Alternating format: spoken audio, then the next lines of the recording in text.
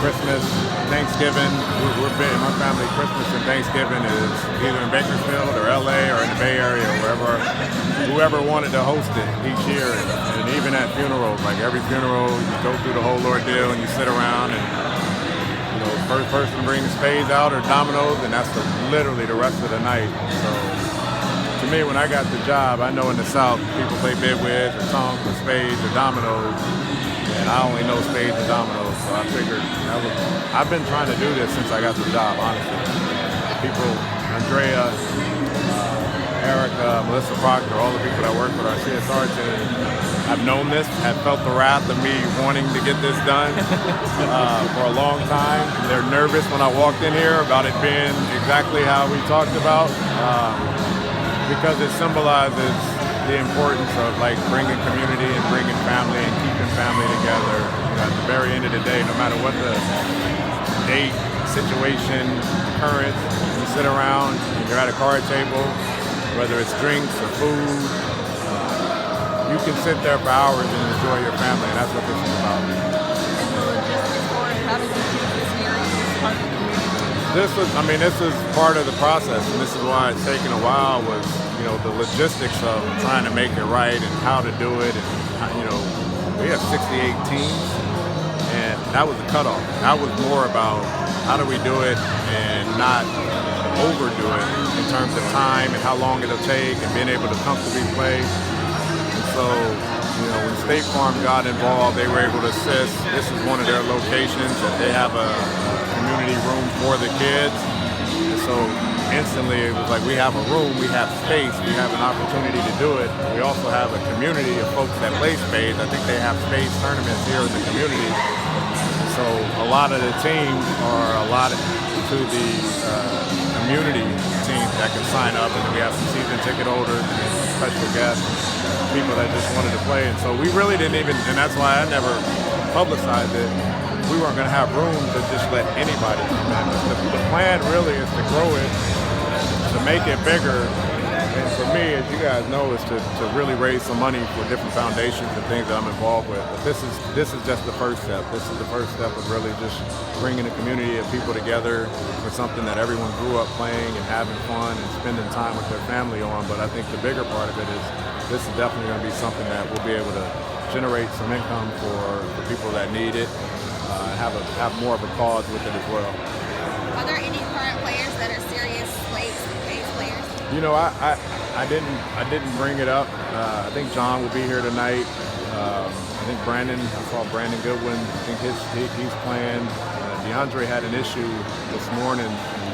DeAndre Bimmer was supposed to play, but he's out. And I think Travion's playing. So I didn't ask the guys. I try, when I do stuff, I try not to. I let Erica kind of handle that. I don't want to pressure anyone or make it feel like an obligation. But a lot of the guys said they played. Just a matter of getting them down there. And I think in general, once everyone sees, if this is a success and it's fun, and we do it bigger, I think we'll get a lot more response and people to come and play. And 68 teams is a lot, so I'm really curious to see how this goes with the shot clock and the whole ordeal. Were you expecting a certain age demographic? I was trying to picture it in my head. No kids. No kids. Yeah, I think I think they're doing an Uno tournament for any of the kids that are going to be here as well. One of the requests was this isn't. We got to have some fun, and I want serious players only. Even when I was asking, we were doing the logistics of it. I would go around and I just ask. I said, "Do you play spades?" "Oh, I know how to play." Well, that's not the type of person I want here. I want people, if they looked at me funny, those are the type of people we want. But no, it's definitely for the older crowd, and we want to just have fun. We want to make it serious and fun, but. Eventually, we'll put an age limit on it, because I started out young, and that was part of the grow up process. I have aunts that are serious about spades, and when you're a kid playing, if you sit with my aunt and renege, she might not talk to you for a couple of days. Seriously, she wouldn't talk. We were on a cruise, and I don't know who she was playing with, but her partner reneged. We were on a family cruise. Her partner reneged. She didn't talk to that person for the rest of the cruise. Spades is very serious. It's very serious. Yeah, it's very. No lie. My wife and I have it in our vows.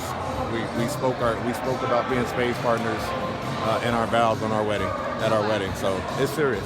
When was the last time you played? good question. I played New Year's Eve. My wife's sister and her fiance were over.